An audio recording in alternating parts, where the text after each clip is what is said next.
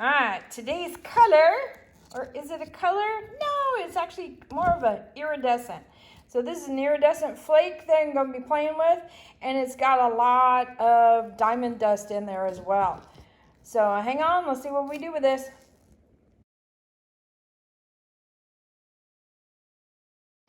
Howdy, howdy, y'all.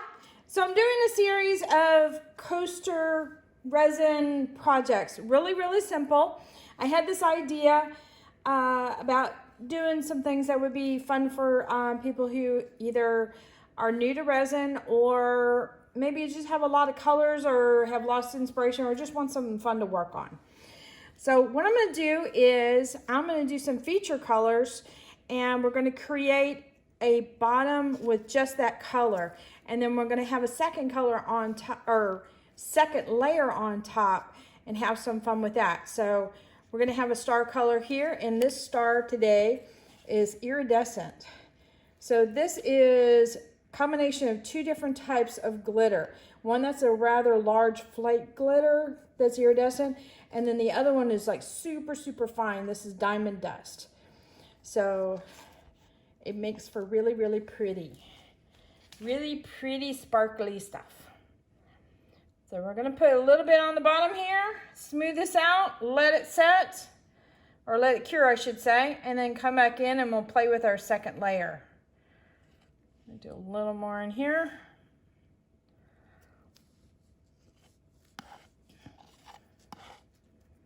All right. This part's not super exciting, but it helps. So I'm just going to use my stick to move this around edge to edge. And you can really tell by the sparkly stuff, this is gonna be pretty fabulous.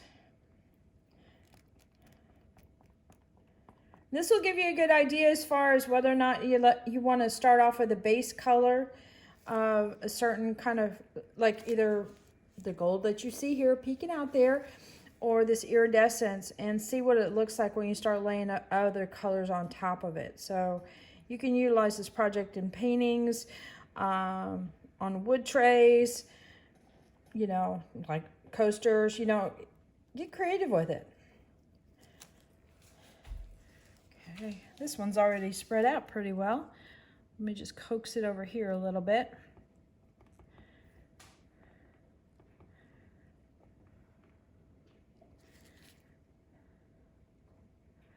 Okay, so I mentioned this in my previous video, but it's kind of important, so I want to go ahead and repeat it. These coasters have like a 90-degree angle to them, so that you have really deep sides and then you have a bottom. So it's real important to make sure that the resin goes all the way up to that corner there. And I'm using a wooden skewer to kind of move any bubbles that might be in the corners. Because once those bubbles set, they end up with like these little circle spots that have really sharp edges to them. So we don't want that, you know, with dealing with something that people handle and touch and stuff. And resin can get sharp when it cures. All right. So, and also in these silicone molds, don't overheat them. Just barely touch it with the heat gun. To pop your bubbles.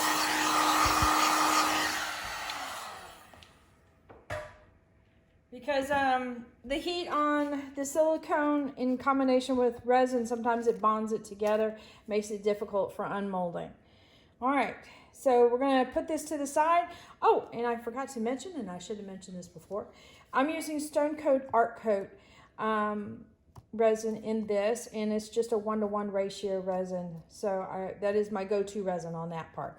Oh, and any colors I use, I'm going to put it at the end of this video, so you can check them out and figure out which ones you like, because there's going to be a lot of colors in the second layer. All right, so until tomorrow. Later. All right, let me bring you in for a close-up so you can see all the sparkly iridescence. Oh, there's a little bubble right there in the middle. Might have to hit it with another little bit of heat. But this is going to be really pretty going through all the different layers of colors. All right, later. Howdy, y'all. Okay, so it's time for the second coat. on this coaster. And remember, we're showing some different techniques that you can apply to resin, and then you can do them either coasters, paintings, trays, however you want to utilize this technique, even countertops maybe. So what we've done here is we've got a base of the iridescent and a fine glitter, diamond dust, I believe. On this, it's already cured, and then I just poured a little bit of clear resin, this Stone Coat Art Coat, on here already. So it's had time to sit a little bit, let the bubbles come up, so I'll need to pop those real quick. And yes, I don't know where the blue speck came from, but sometimes it happens. You get a mystery dot. So what I'm going to do this time is we're going to play with using swiping paper. And in this particular case, what I've done is I've got my white color is a mixture of two different whites. One part is a white paste from Resin, and that helps with the giving it the nice white opacity to it. It will also give it a feathery edge sometimes. The second color is Stone Coat Base Tint, and it's also their white, but there's just a little bit in there, and it's enough for it to react with the other colors and create cells. So what we're going to do is we're going to put a line of white and then lines of color, however, whatever colors we want to utilize in this case. Then we're going to lay down, in this case, I'm saying in this case a lot, sorry. I've got a sheet of butcher paper, and you can see how, or freezer paper, I believe it's the same thing, but freezer paper definitely. You see how it's coated on one side, but it's not coated on the other. So we'll put it shiny side down, and basically what we're going to be doing is dragging the colors over the white and then around on the clear. And by doing that, it makes the colors really thin across the clear, and then your magic happens with the base tint interacting with the colors.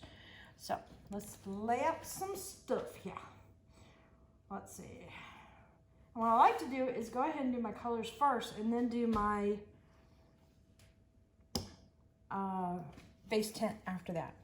So I've got a combination of a bunch of different blues here. Let me get some close to that edge. Let's see, there's that. That's a black.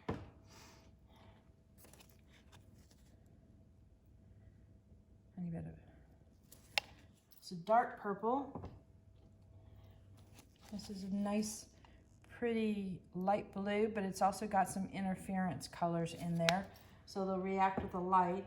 And I'm going to do a hint of silver. All right. Now we'll do our line of white.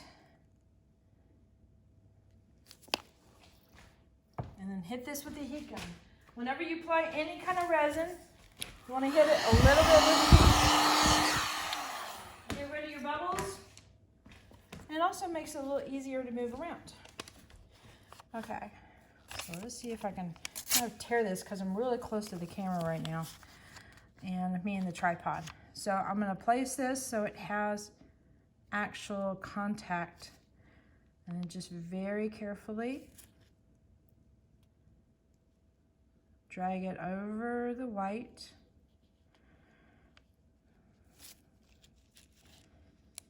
And I'm going to go ahead and do a little swirl in here. Keep on dragging. And go to the edge. All right. Well, that even looks kind of pretty. Give it a second to figure out what it's going to do. And we got a mixture of a bunch of different colors here, which is really quite cool.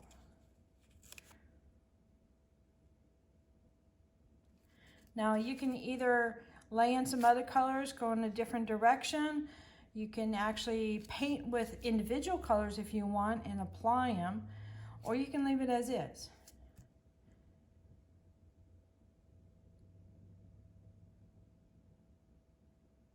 I think I'm going to do another little line here and go across this way. Let's see. This is going to be interesting.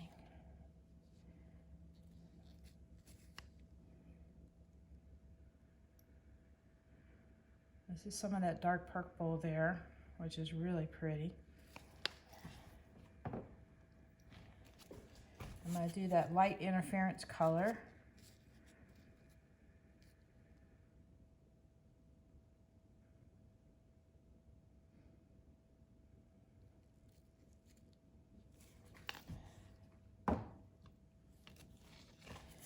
Just a tiny bit, if I can, of silver.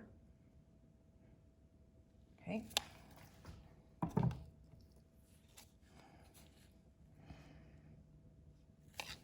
A little bit of white.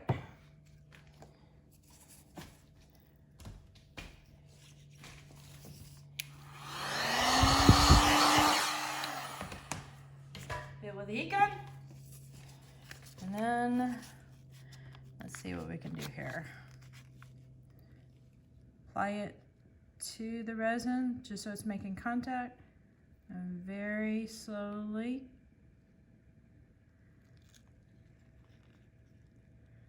go off this edge.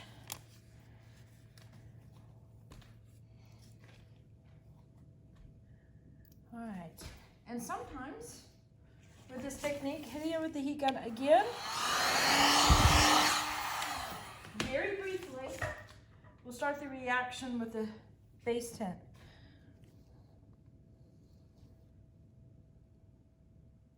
We already got some magic coming in, so let me bring you in closer. This is one of those techniques you need to be very patient, not in a hurry with. And usually you end up getting results even after a little bit. All right, I'm gonna put this little sucker away and let it cure and see what kind of magic happens. Until then, later. All right, here is the next day on this guy. He's cured up, or actually he's a soft cure. I can still touch it without hurting it, but it'll be real malleable. In other words, I could bend the resin real easy. But I get to see how the resin has set as far as colors. Let's see if I can zoom in a little bit. I'm gonna have to be very careful about my movement though.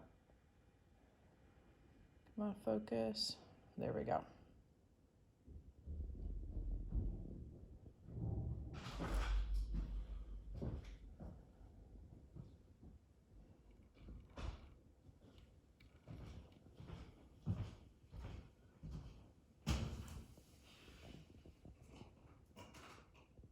Super happy about this corner here. Let's see if I can get to pointing at that area over there. That looks really neat. And this almost has the same effect here.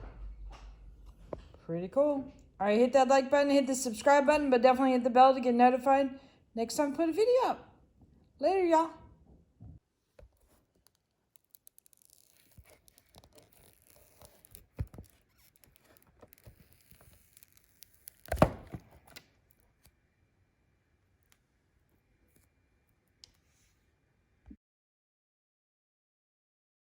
All right, I wanted to bring this outside because I have some of that iridescent glitter in it and some of that diamond dust, so extra sparkly. Now this one is super, super transparent.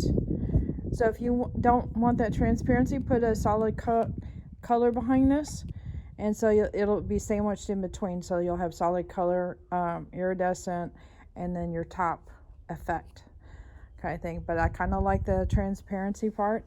And let's see if we can get in there and you can see that extra sparkle that diamond dust gives. Oh, by the way, I don't know if you knew this or not, but when you add diamond dust to, say, a solid color, like I wanted to add it to this dark blue, it doesn't really change the dark blue much at all, but it definitely adds a lot more of a shimmer to it. So I love diamond dust for that reason. It doesn't mess with my colors. But other ones, I mean, if you're looking for that to lighten or darken things up, you know, don't be afraid to mix colors up together, or even other micas to create different effects. Doesn't that look ridiculous? I think this is one of my favorite ones.